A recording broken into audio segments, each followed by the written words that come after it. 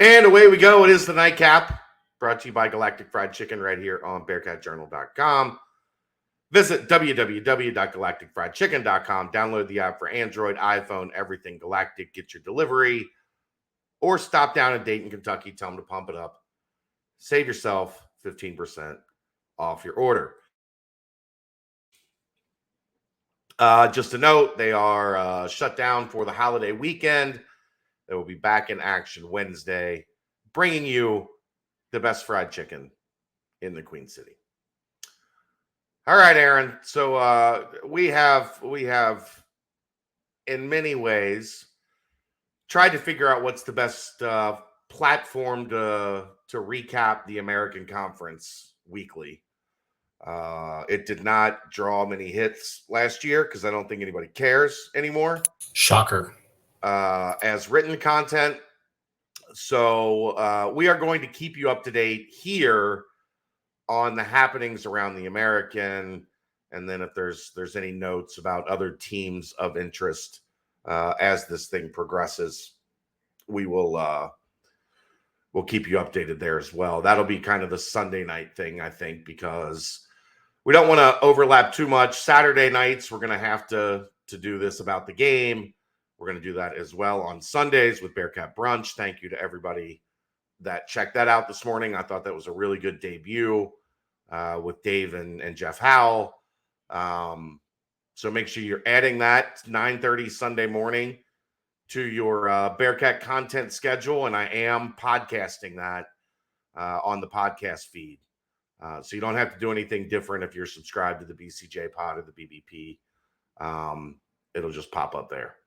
But Sunday nights are going to be for recapping the American, and these might not be long shows. It'll be really fun. Really fun. Aaron, look, if there's one thing I walked away with from yesterday, outside of watching UC, Bearcats are going to be fine. This league stinks. Agreed. Out loud. So let's dive in. Thursday night? We'll start at Thursday night. Well, Thursday night, UCF took on a big rival in South Carolina State. They won handily, 56-10, had 600 yards of offense right on the nose. John Rice Plumlee? Yes, I think Rice. Rice Plumlee. He had 308 yards, 4 touchdowns, 86 rush yards, a touchdown. They had a very balanced offense. That was notable, as they had 308 pass yards and 292 rush yards. They're kind of back to putting up video game numbers, but again, it was South Carolina State, so I wouldn't put a ton into it. But we'll see what happens when they play an actual opponent. Correct. Who do they have next week? Louisville. That's an actual opponent. No, it's not. More than South Carolina State? Come on, man. Maybe not. No.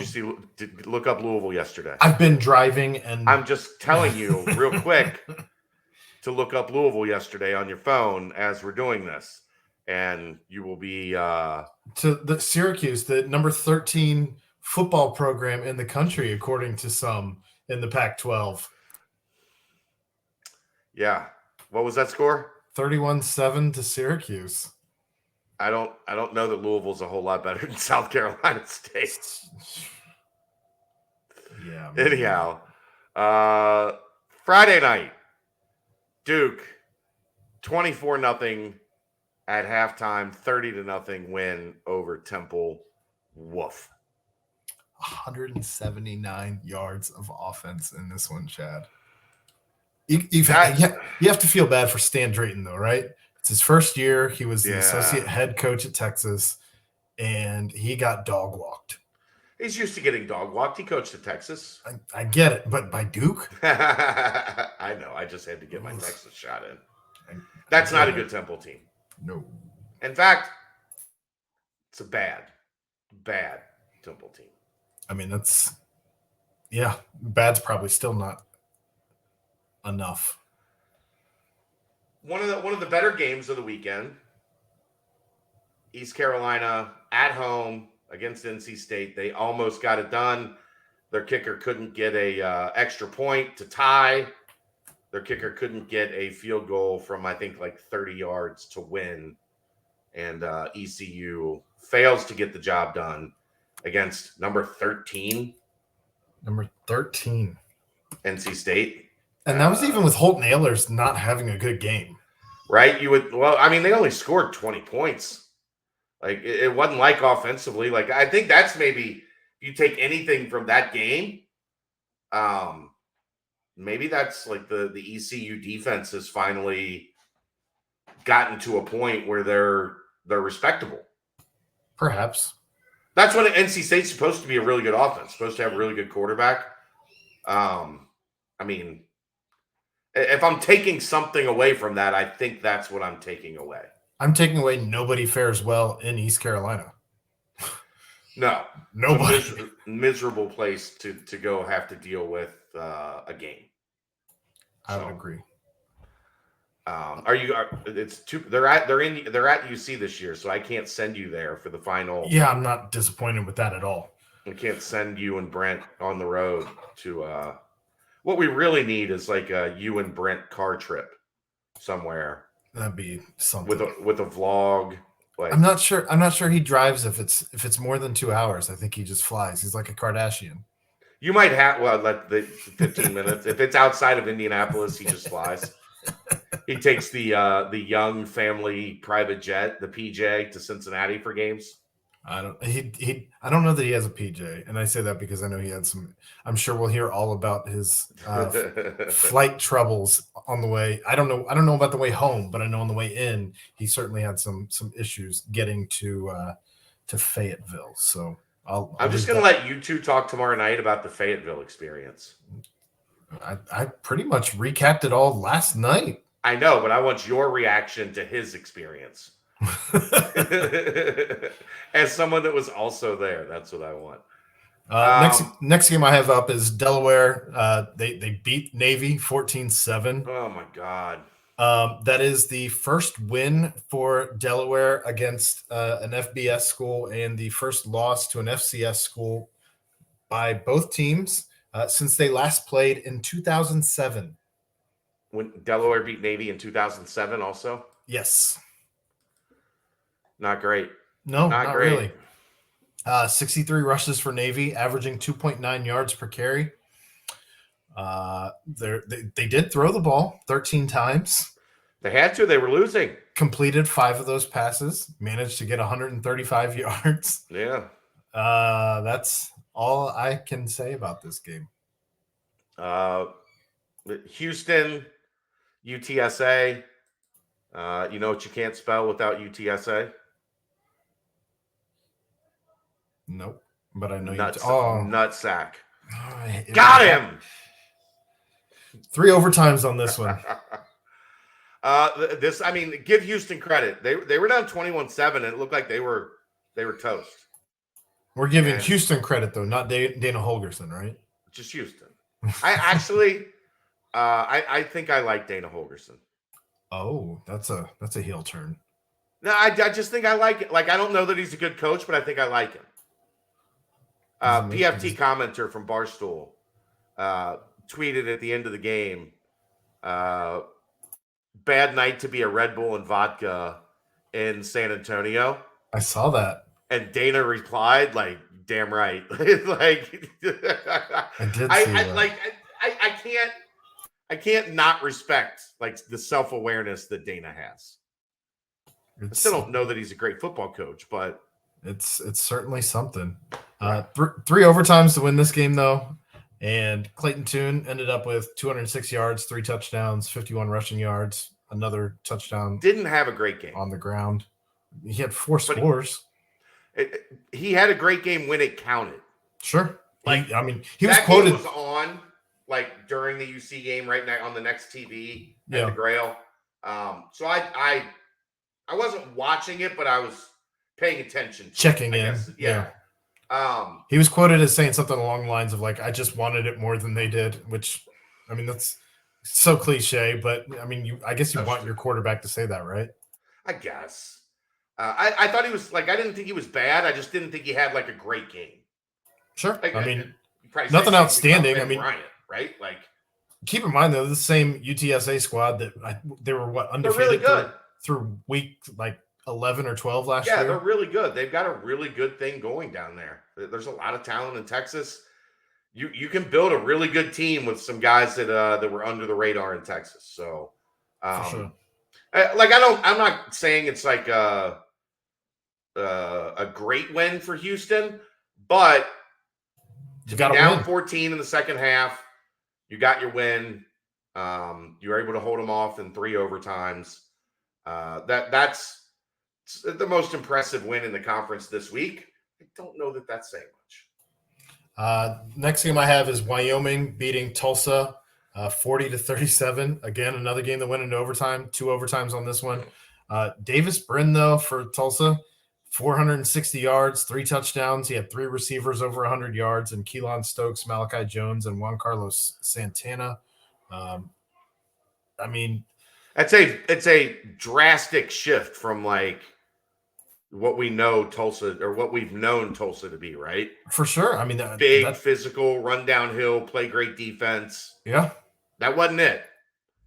It was a different game plan. So we'll see if that's their MO in 2022. Yep. What else we got? BYU beating the brakes off USF. There's a lot of people that thought South Florida was on an upward trajectory. Nah. Either BYU is really good. They scored 20. It was 28-0 at the end of the first quarter. It was ouchie. 38-0 in the second half before South Florida got on the board. And South Florida got on the board in the second quarter. I think it was late second quarter. I'm sorry, second quarter. Yeah, it's 38-7 at halftime. It's not good, Bob. No, it's not good. If you're supposed to be on the right track or getting on the right track, you can't drop the home opener, the season opener, 50-21. No, and BYU's got a tough schedule. Have you looked at their schedule? Yeah, it's not fun. I mean, they face their next game is number 10 Baylor. After that, they have 11 Oregon, which they'll drop. They've got Arkansas later, Notre Dame. Yeah. Liberty. Not great for BYU schedule-wise. No, but they're poising themselves to be ready for day one, ready for the Big 12. So, and their guys are 25, 26. Physically, they should be ready for something like that. They're grown-ass men out there. Yeah. Tulane. Next game I got is Tulane and UMass. Tulane 42 to Massachusetts 10. The only program in worse shape right now in FCS football or FBS football than UMass is UConn. Sure. They're a disaster. So if you didn't win that game by a considerable amount, I would have been even more concerned about Tulane. But good for them. Pratt was even unimpressive in that win. Yeah, only 164 yards. 164 yards, 2 touchdowns in the air, 1 on the ground. 55 rushing yards. That wasn't anything to write home about. No. I mean, I'm not going to hate on them for it, but that's what you should do to UMass, is what Agreed. I'm going to say. Memphis, yikes. The 49-23 Mississippi State. 28-3 at halftime. Yeah. 35-3 after halftime. Yeah. This might be Memphis hitting the Tommy Tuberville, and it's not the Tommy Tuberville because it's a different situation.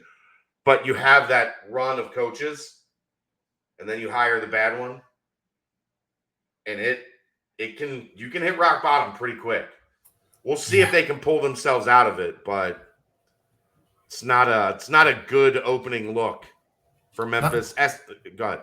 Just not a good week for Memphis in general, as they also I guess they're supposed to be receiving their penalty from the NCAA here. It was announced this past week that's coming very, very soon. So with the basketball program. Okay. Yeah. It's not, yeah. Just not a good week for Memphis. And then finally SMU 48-10 over North Texas. North Texas is not terrible. So that's an impressive win for SMU. 14 points, 17 points, 7 points, 10 points. They were consistent offensively throughout. Almost 600 yards of offense. Yeah, 432 passing for Tanner Mordecai.